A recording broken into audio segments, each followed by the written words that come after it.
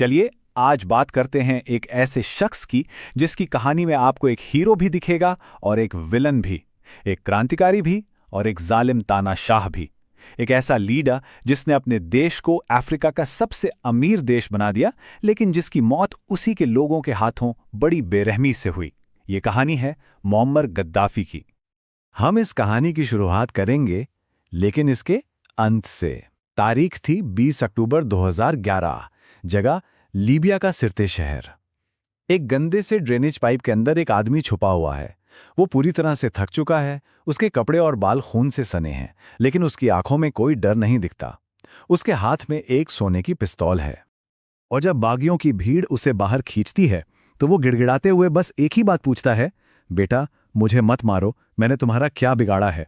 ये उसके आखिरी शब्द थे जो कैमरे पर रिकॉर्ड हुए। और यहीं से हमारा सबसे बड़ा सवाल उठता है, आखिर वो इंसान जिसने 42 साल तक लीबिया पर एक छत्र राज किया, अपने लोगों के लिए पेट्रोल को पानी से भी सस्ता कर दिया, उसका अंत इस तरह एक गटर के पाइप में क्यों हुआ? चलिए इसी पहेली की परतों को एक एक करके खोलते हैं। गद्दाफी को समझने के लिए हमें वक्त में थोड़ा पीछे जाना होगा, उसके बचपन में और उन हालात में जिन्होंने एक गरीब लड़के के दिल में क्रांति की आग जला दी थी।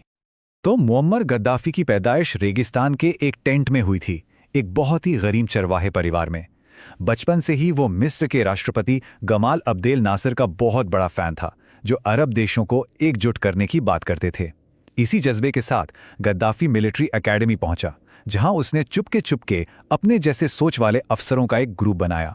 उनकी नज़र में लीबिया के राजा किंग इदरीस बस पश्चिमी देशों की एक कठपुतली थे, जो देश की तेल की दौलत को लूटने दे रहे थे। और फिर वो मौका आया, 1 सितंबर 1969 को। बूढ़े किंग इदरीस इलाज के लिए तुर्की गए हुए थे, और बस तभी कैप्टन गद्दाफी और उनके साथियों ने एक्शन ले लिया। कमाल की बात यह है कि सिर्फ 2 घंटों में बिना एक भी गोली चलाए उन्होंने राजधानी त्रिपोली पर कब्जा कर लिया। अगली सुबह जब लीबिया के लोगों ने रेडियो खोला तो उन्हें एक नई आवाज सुनाई दी, 27 साल के मुअम्मर गद्दाफी की, जो राजशाही के खात्म होने और एक आज़ाद देश के जन्म का ऐलान कर रहा था। गद्दाफी की सत्ता में आने के बाद लीबिया में एक ऐसा दौर शुरू हुआ जो अपने आप में एक बहुत बड़ा विरोधाभास था। एक तरफ देश ने इतनी तरक्की देखी जो पहले कभी नहीं हुई थी, तो दूसरी तरफ ये सब कुछ एक बेहद क्रूर तानाशाही की नींव पर खड़ा किया गया था। सत्ता में आते ही गद्दाफी ने जो पहला और सबसे बड़ा काम किया, वो था लीबिया के तेल पर कब्जा करना। मतलब उसे पूरी तरह से सरकारी कंट्रोल में ले आना। उसने विदेशी तेल कंपनियों को सीधी चेतावनी दी, जो लोग 5000 साल बिना तेल के रह सकते हैं, वो कुछ और साल भी इसके बिना रह सकते हैं। कंपनियां डर गईं और मान गई, और रातों रात खरबों डॉलर की तेल की दौलत सीधे लीबिया सरकार के हाथ में आ गई। और इस पैसे का जो असर हुआ वो सच में हैरान करने वाला था। गद्दाफी ने तेल की सारी कमाई आम लोगों की जिंदगी बदलने में लगा दी। सोचिए, शिक्षा और हेल्थ केयर सबके लिए एकदम फ्री। जो भी नई शादी करता उसे सरकार की तरफ से लगभग 50,000 दिनार का तोहफा मिलता था। हर परिवार को घर देने का वादा किया गया। पेट्रोल इतना सस्ता था कि लोग मजाक में कहते थे कि यहां पानी महंगा है। नतीजा, जहां पूरा अफ्रीका गरीबी से लड़ रहा था, वहीं लीबिया उस महाद्वीप का सबसे अमीर देश बन गया। लेकिन इस सारी तरक्की और खुशहाली की एक बहुत बड़ी कीमत थी, और वो कीमत थी पूरी तरह से वफादारी। गद्दाफी ने लोगों को रोटी, कपड़ा, मकान तो दिया, लेकिन असल में ये सत्ता पर अपनी पकड़ बनाए रखने और लोगों की वफादारी खरीदने का एक तरीका था। गद्दाफी ने सिर्फ देश नहीं चलाया, उसने अपना एक अलग ही राजनीतिक फलसफा बना डाला, जिसे उसने एक किताब में लिखा। नाम था द ग्रीन बुक। उसका दावा था कि ये किताब ना तो पूंजीवाद को मानती है, ना ही कम्युनिज्म को, बल्कि ये दुनिया की सारी समस्याओं का एक नया हल है। और इसी किताब को लीबिया का संविधान बना दिया गया। पूरा देश इसके हिसाब से चलने लगा। ये स्लाइड गद्दाफी के राज के सबसे बड़े धोखे को सामने रखती है। देखिए, उसने अपने सिस्टम को नाम दिया जमाहिरिया, जिसका अरबी में मतलब होता है जनता का राज। कागज पर तो ये बहुत अच्छा लगता था कि लोगों की कमेटियां ही देश चलाएंगी, लेकिन हकीकत में ये एक पिरामिड था, जिसके टॉप पर गद्दाफी और उसका परिवार बैठा था, और उनके नीचे काम करता था एक खूंखार खुफिया तंत्र, जो सरकार के खिलाफ एक शब्द भी बोलने वाले को गायब कर देता था। लोगों के पास कोई असली ताकत नहीं थी, ये बस तानाशाही का एक नया फैंसी नाम था। अब बात करते हैं दुनिया की नज़र में गद्दाफी की छवि की। यहां भी उसके दो बिल्कुल अलग अलग चेहरे थे। एक तरफ उसे पूरी दुनिया एक आतंकवादी और खतरनाक शख्स मानती थी, तो दूसरी तरफ अफ्रीका में उसे एक बादशाह का दर्जा मिला हुआ था।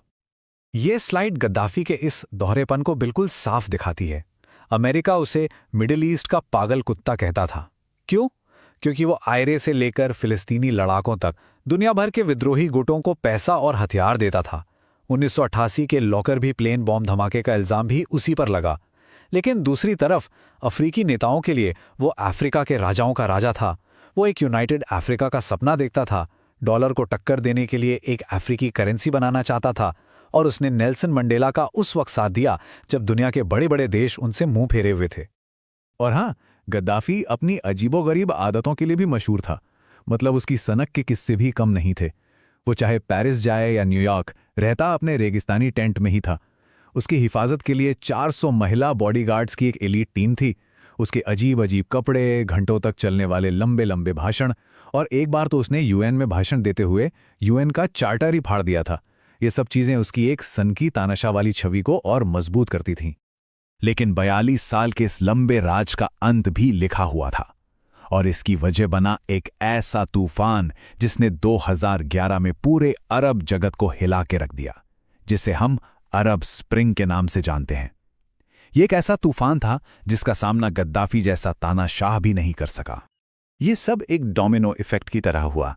दिसंबर 2010 में ट्यूनीशिया में एक फल वाले के खुद को आग लगाने से क्रांति शुरू हुई और वहां का राष्ट्रपति देश छोड़कर भाग गया। इससे हिम्मत पाकर मिस्र के लोग सड़कों पर उतर आए और अपने तानाशाह को भी गद्दी से हटा दिया। गद्दाफी के दोनों पड़ोसी देशों में तख्तापलट हो चुका था। बहुत जल्द क्रांति की ये आग लीबिया के शहर बेंगाजी तक पहुंच गई और लोग गद्दाफी के खिलाफ सड़कों पर उतरने लगे। लेकिन गद्दाफी वो ट्यूनीशिया या मिस्र के नेताओं की तरह झुकने या भागने वाला नहीं था। उसने टीवी पर आकर अपने ही लोगों को धमकाया। उसने प्रदर्शनकारियों को चूहे और नशेड़ी कहा और ऐलान किया, मैं उन्हें घर घर गली गली जाकर ढूंढ कर मारूंगा। बस उसके इसी बयान ने पूरी दुनिया को उसके खिलाफ खड़ा कर दिया और नाटो के हवाई हमलों का रास्ता खोल दिया। गद्दाफी तो मार दिया गया, लेकिन वो अपने पीछे एक ऐसी विरासत छोड़ गया जो आज भी लीबिया और पूरी दुनिया के लिए एक बड़ी पहेली है। उसके जाने के बाद लीबिया का क्या हुआ, ये जानना भी बहुत जरूरी है। ये जो आंकड़े हैं, ये शायद इस कहानी का सबसे दर्दनाक हिस्सा बयान करते हैं। गद्दाफी के जाने के बाद लीबिया एक भयानक गृह युद्ध में फंस गया। लोगों की औसत आमदनी $12,000 से घटकर आधी यानी $6,000 रह गई। जो देश कभी अफ्रीका का सबसे अमीर और स्थिर देश था, वो आज दुनिया के सबसे खतरनाक और नाकाम देशों में गिना जाता है। वहां आज भी अराजकता का माहौल है। गद्दाफी के राज में तानाशाही थी, लेकिन स्थिरता भी थी। इस तबाही को बाद में उस शख्स ने भी माना जिसने लीबिया में नाटो के दखल का आदेश दिया था, अमेरिकी राष्ट्रपति बराक ओबामा। उन्होंने खुद कहा कि गद्दाफी को हटाने के बाद क्या होगा, इस बात की प्लानिंग ना करना शायद उनके राष्ट्रपति काल की सबसे बड़ी गलती थी। ये अपने आप में एक बहुत बड़ा कबूलनामा था। तो आखिर में हम उसी सवाल पर लौटते हैं, गद्दाफी कौन था? एक देश बनाने वाला जिसने अपने लोगों को गरीबी से निकालकर तरक्की दी, या फिर एक देश तोड़ने वाला जिसने अपनी सनक और क्रूरता से सब कुछ बर्बाद कर दिया? शायद सच इन दोनों के बीच में कहीं छिपा है। वो एक इतना उलझा हुआ किरदार था कि इतिहास शायद ही उसे कभी किसी एक नजरिए से देख पाएगा। इसका फैसला हम सोचने के लिए छोड़ते हैं।